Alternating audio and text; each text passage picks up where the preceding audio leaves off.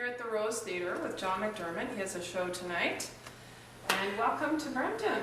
Nice to be back. Is this the first time you've been at the Rose? No, I opened the Rose. Oh, did you? The night before Diana came in. Oh, wow. Oh, that's yeah, great. It was great. Yeah. So I was the first one on stage. Wow. Amazing. There you go. I didn't even know that. Yeah. So tell me basically about how you started. I hear that you were discovered on a cruise. Was that part of work? No. Didn't happen that way. Didn't happen that way, Okay, no. let's get the right story. I recorded the album Danny Boy for my parents' 50th wedding anniversary. Yeah. 12 kids in the family and one song for each child that my parents could relate to the 12.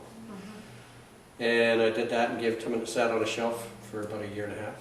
And a friend, Bill Ballard, really sent it to EMI, and EMI wanted it. And they released it on Angel, on their classical label. And then two things happened that launched it. Peter Zosky, the album came out on November the 10th, 1992. And on November the 11th, he played 3 tracks from it on Remembrance Day. That's right. And at that point, and that was unsolicited, so it was great. Peter just liked it. And it took off. And then right after Christmas, it started to slow down a little bit. And then CBC, Peter Mansbridge, did a 10-minute segment to close the National in February of '93. Right. And you couldn't keep it on the shelves after that. And so by, I guess, June, July of '93, they were up around 100,000 in sales.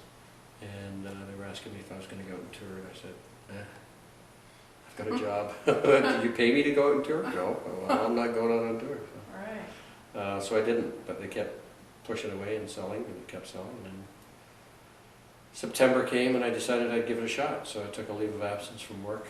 I was working at the Toronto Sun, and went out on tour. My first tour was with the Chieftains, and I opened for them on a national tour.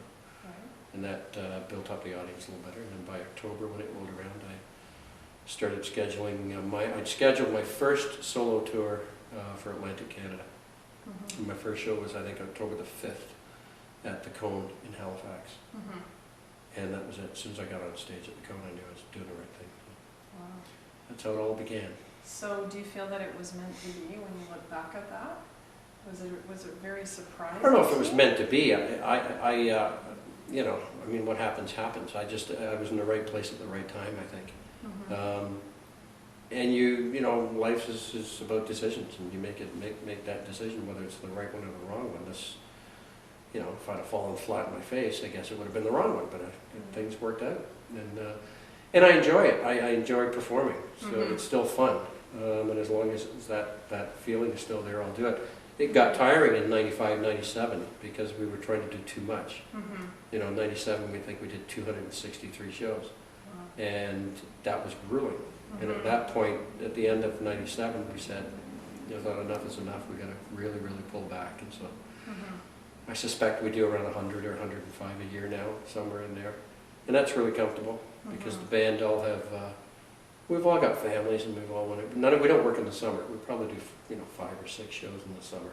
When everyone else is working, we're not. And when we're working, they're not. So that's when we tour in the fall and spring. So what was the story with the boat cruise on? Boat cruise? No, well, I was on the Floating Film Festival, which is a cruise that was put together by Dusty Cole. Right. Every 2 years they do Dusty started the Toronto Film Festival. And Billy and Michael, Bill Ballard and Michael Cole were on that cruise. Right. And they had a karaoke night, and I sang that night, and I sang without backup, without the karaoke thing. And it was Michael who said to me, you know, if you ever turn professional, come and see us. And so I didn't actually turn professional, but I went and saw Billy and gave Billy a copy of the CD. And it was from that connection. Yeah. If I hadn't been on the cruise, I wouldn't have met them, and I wouldn't have that album would never have gone to EMI. Right. So which songs do you feel reflect you the best, if you had to choose one? I don't know if they reflect me or that just, you know, I relate to Yeah, which ones? everything from the 1600s to late 1900s, you know, and, contemporary or traditional.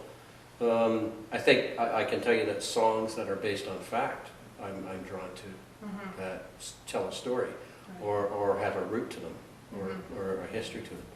Certainly that's an attraction, whether it be contemporary or otherwise. And you think you got that from your father? Oh, I know I did, yeah. Yeah, I like the history of a piece. My dad never sang a song without telling us where it came from, and who wrote it, and why they wrote it, and what it was all about. So it's kind of like getting a good schooling.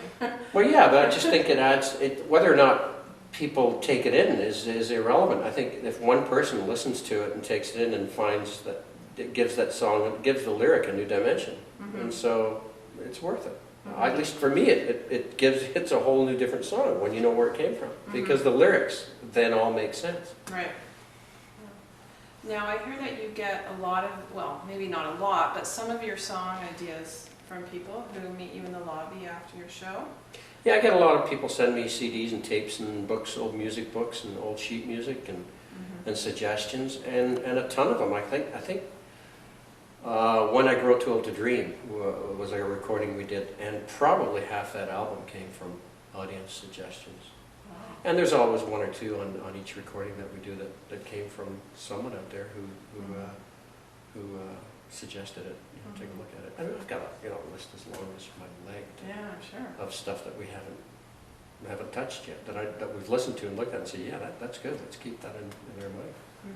So when we're not out touring, we'll maybe go in the studio and walk through some stuff. That's great. So is there anything right now that you're looking at that has piqued your interest, that someone has given you? That's at kind of the forefront of your mind right now? Well, actually, I'm working on two things. Working on a children's album with Alison Gervin, and working on a song for cancer survivors with Kevin Hearn from Bare Naked Ladies. And Kevin and I are going to sit down in the new year and put together that, and it'll be for the National Council in the U.S. We've been asked to do that. So, and Kevin is a cancer survivor. So when I was asked to do this, a lot of people came to mind, but who better to express what it's like to be a survivor? And Kevin and I are going to, I'll perform it and we'll co-write it. Nice. What inspired the children's album? That's kind of. I've wanted to do that forever. I collect children's fairy tales and stories. Oh, yeah. And so I just think, whether other, ancient old nursery rhymes and what have you, just for either for mothers and for just, I'm really, it gets to me, it gets under me. So like, there's something about them that I want to find. I want to put a little history book together on nursery rhymes. So. Well, that'd be interesting.